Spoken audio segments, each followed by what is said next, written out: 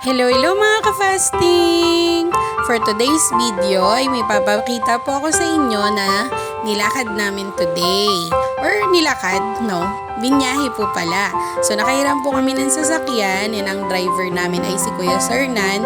So may lalakarin lang po kami importante today kasi magpapatingin po ang aking fudangdang.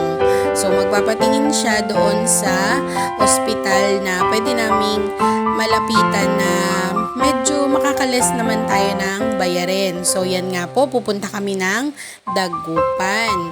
So doon po sa hospital na public doon na meron kaming pwedeng puntahan na center para makahingi ng konting discount doon sa ipapagamot ni Papa. So ngayon po is first time lang namin na magpapatingin. So alamin pa namin kung ano talaga yung pwedeng gawin or talagang pooperahan na ba yung kanyang nararamdaman na sakit ngayon. So yan nga po, bumiyahe-biyahe kami. Medyo matagal-tagal yung biyahe pero okay lang kasi ang ganda-ganda talaga ng view pag nasa probinsya ka.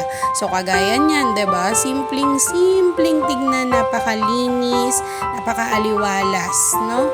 So yung mga ganyang view ay parang dadamdamin mo lang. Hindi ka mapapagod na panoorin at tignan siya oras-oras or araw-araw. So yan, nasa Dagupan na po kami ng part na yan. Or malapit pa lang sa Dagupan. Parang Lingayen pa lang po yan. So yan, nasa Dagupan na po kami. Then nakapila na po kami dyan sa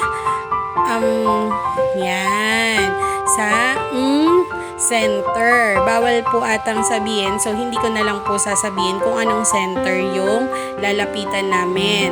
Then yan, ganyan po kahaba ang pila. Kahit sobrang init ay napakarami pong tao talaga.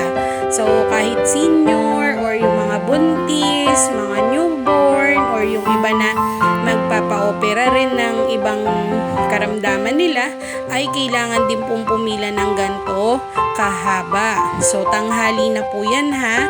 Mga bandang 9 o'clock na po kami. So yan, nandyan po kami sa surgical clinic. So yan po yung pinakahuling pila na pinuntahan namin. Maliban pa po dun sa paghihintay. So bawal na po kasing mag-video. So ito po yung pinakalas. So after po nyan ay uwian time. I-update ko na lang po kayo sa mga susunod na video pag kami po ay bumalik na at nakapagpa-check up na rin dito sa Aguilar. So yan lang po for today's video. Bye-bye!